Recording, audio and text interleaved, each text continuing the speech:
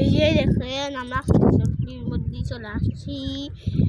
আর সামনে দেখেন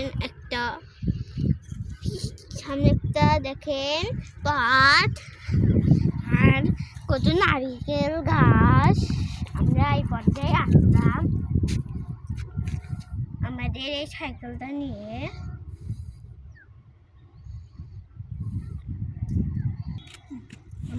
তা আপনারা কমেন্টে জানাবেন কার কার শস্য ফুল ভালো লাগে। আমার তো খুবই ভালো লাগে। চারিদিকে কি বাতাস দেখেন আর ফুলগুলো নড়ছে।